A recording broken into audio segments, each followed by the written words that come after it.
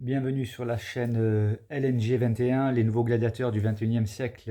Voilà pour le débrief. Alors, on peut pas passer à côté. Je veux dire, là, c'est à chaud. Alors, le terme que j'ai vu le plus souvent revenir dans les commentaires, c'est une dinguerie. Effectivement, c'est quelque chose de complètement hallucinant. Franchement, une soirée comme ça,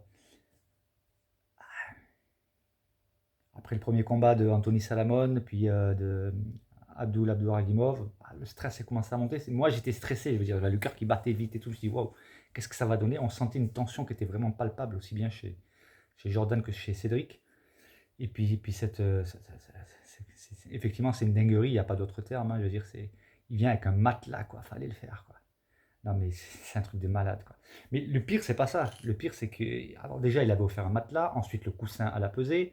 Maintenant, il vient sur le ring avec un matelas. Alors tout ça, ça n'aurait pas l'impact que ça peut avoir quand on sait la suite, quoi. Je veux dire, c'est un truc de malade, quoi. Il avait annoncé qu'il allait le faire dormir.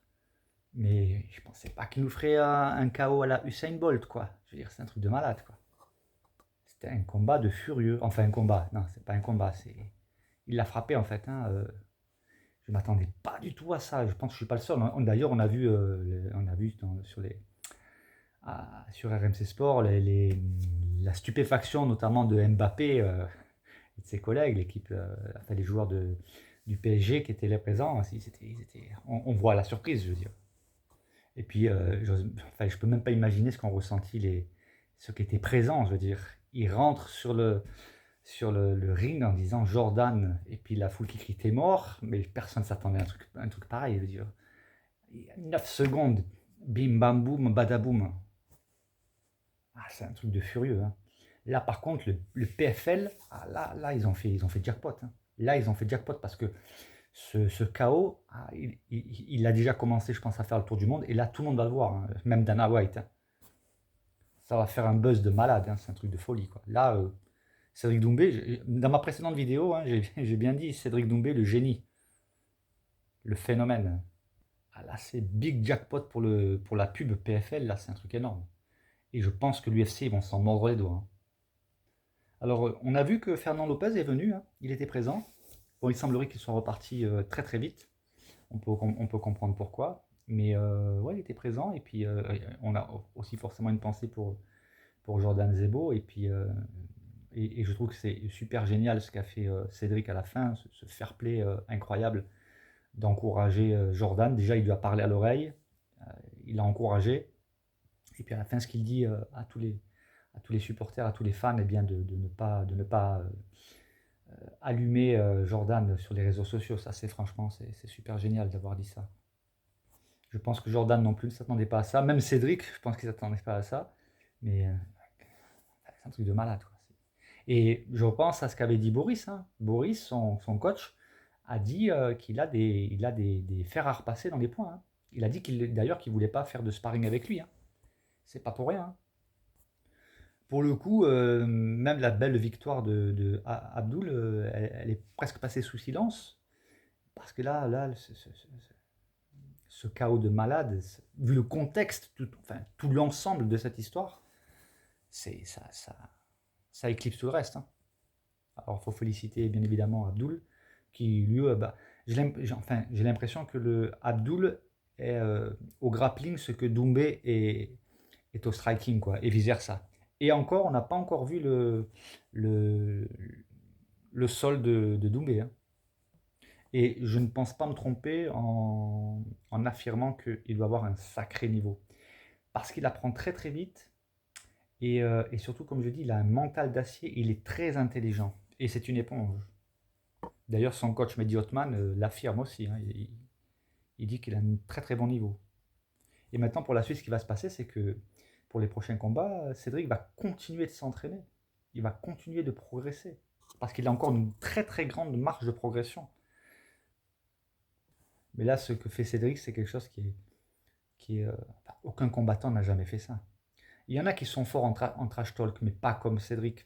Parce que tous les grands trash talkers, ils sont irrespectueux, ils sont hargneux, ils sont haineux. Euh, alors que Cédric, non, tout est dans l'amusement, dans le funny, quoi. C'est le respect quand même malgré tout. Il n'y a pas de haine, pas d'animosité. C'est du high level, c'est du haut niveau. sa communication est de haut niveau, sa technique est de haut niveau, son, son- sa puissance de KO est d'un très très haut niveau, son intelligence de haut niveau, tout est de haut niveau chez lui. Vraiment incroyable. Ce qu'il faut réaliser aussi, c'est que tous ceux qui sont dans la catégorie de Cédric maintenant, je pense ils vont le prendre au sérieux parce c'est du béton armé qu'il a dans les points. On ne peut pas dire que Jordan Zebo est nul, parce que je sais qu'il y en a qui affirment cela. Non, il n'est pas nul, mais il est tombé sur un sacré os, quoi. C'est pas Jordan Zebo qui est nul, c'est Cédric Doumbé qui surclasse ses adversaires. Franchement, je suis vraiment impatient de voir ce que ça va donner dans le tournoi. Parce qu'après, il va tomber sur de solides. Mais ce qui me fait sourire, c'est qu'à chaque fois que Cédric a un nouveau combat, à chaque fois, on entend: ah là, ça va être un vrai test, là, ça va être un vrai test, là, on va voir, purée. Ce soir, c'était censé être un vrai test. 9 secondes, quoi. 9 secondes. Un KO Usain Bolt. Je pense que sur le plan psychologique, ça doit être très, très, très dur pour Jordan et certainement dans les jours à venir. Parce que vivre ce qu'il a vécu, c'est recevoir un matelas. Et alors, ça l'a fait sourire. Il a reçu un matelas, puis après un coussin. Et il lui avait dit: tu vas dormir, quoi. Et il l'a fait dormir. C'est extraordinaire. Ils vont finir par le surnommer le prophète du MMA, Cédric. Parce qu'à chaque fois ce qui se passe, il annonce ce qu'il va faire, il dit ce qu'il va faire et il fait ce qu'il dit. Pour l'instant, ça marche. C'est curieux. C'est troublant presque. Quand je dis le prophète du MMA, ça n'a rien de religieux. Hein. C'est dans le sens, dans la religion, les prophètes annoncent l'avenir. Si je dis le prophète du MMA, c'est que il annonce qu'il va faire un MMA, il le fait.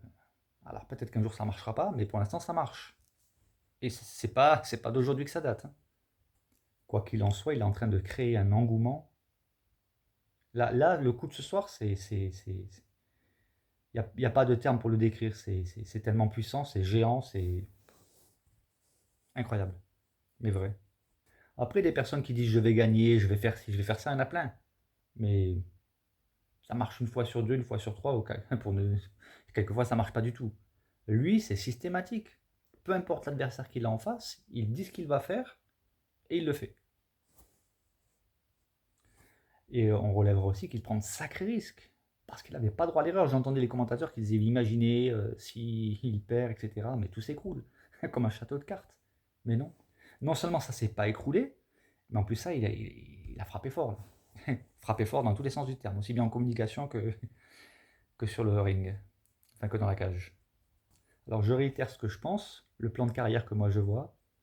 Je pense que Cédric va tout rafler au PFL. Et là, je pense qu'en plus, c'est des coups d'éclat, quoi. C'est pas des victoires euh, sur la brèche. C'est une victoire éclatante là. Et je pense qu'il est en train de créer un engouement. J'aime pas trop le terme hype, hein, on est français. Hein. Un engouement qui est énorme et qui va grandir. Et, euh, et je pense que là, vis-à-vis de l'UFC, je pense qu'une fois qu'il aura terminé au PFL, là, ce qu'il a à faire, je pense que le PFL va juste être un tremplin pour aller à l'UFC. Je pense que quand il va. C'est peut-être même pas lui qui va taper à la porte de l'UFC à nouveau. Je pense que c'est peut-être eux qui vont le contacter. Ils vont attendre certainement que le tournoi soit terminé, de voir ce qu'il fait. Je pense qu'il va aller au bout. Après, voilà, on est à l'abri de rien, je peux me tromper, mais pour l'instant, c'est le chemin qu'il prend, quoi. Et je pense qu'à ce moment-là, ils vont lui faire une proposition. Ils vont lui faire une offre qu'il ne peut pas refuser. En tout cas, je ne sais pas comment vous avez vécu cela, vous, mais moi, franchement, honnêtement, j'étais stressé, quoi. Moi, qui suis dans mon fauteuil à regarder le combat, chaque seconde à partir du moment où Jordan est arrivé sur le ring, là, je commençais à avoir le cœur qui battait vite, quoi. J'étais stressé, quoi. Un truc de malade. Je pensais que ça serait un combat difficile quand même, que Jordan allait l'amener au sol, que je ne m'attendais pas à un KO en 9 secondes. En tout cas, je ne sais pas qui. Est-ce que Jordan a vraiment appliqué le game plan? Je me pose vraiment la question si ça faisait partie du game plan d'aller envoyer un coup de pied high kick au visage à Cédric Doumbé qui vient du kickboxing. Ah là, la punition, elle a été directe, quoi. En plus, il a bien vu, il a vu arriver le pied, hein, Cédric. Il n'a pas été surpris. Hein, parce qu'il pensait vraiment qu'il allait pouvoir le mettre KO avec un coup de pied. Ah, il avait réussi avec un autre combattant, mais Cédric, il vient du kickboxing, je veux dire. Je pense que je suis pas certain que est-ce que finalement Jordan n'avait pas une pression hors norme et est-ce qu'il n'a pas perdu ses moyens finalement et est-ce qu'il s'est pas un peu jeté à l'eau là? Finalement, est-ce qu'il n'a pas fait un petit peu n'importe quoi? Est-ce qu'il a appliqué le game plan? Ça, j'attends de voir les vidéos de débriefing de Clément Marcoux, de La Sueur et des autres, mais ouais, je suis pas certain que ce qu'il a fait faisait partie du game plan. Parce que question stratégie game plan, un gars qui a été 11 fois champion du monde, 7 fois champion du monde du Glory, en kickboxing, tu veux aller l'éteindre avec avec un high kick, je suis pas certain que ça faisait partie du high plan. Du high plan, qu'est-ce que j'invente? Du game plan. Même si je veux éviter les termes anglais, on est quand même pris dedans. Game plan, quoi. Le plan d'attaque, je sais pas moi. Ce qui est clair, c'est que le fauve n'a pas pu s'exprimer. Ça, c'est évident. Et celui qui avait vraiment l'air d'un prédateur, c'était vraiment Cédric. On voyait une hyper concentration. Après les rires et les sourires, il y avait une concentration qui était hors norme. Ça se voyait clairement dans son regard. Et je trouve vraiment génial que Cédric l'ait encouragé en lui disant oublie ce combat, je suis trop fort pour toi.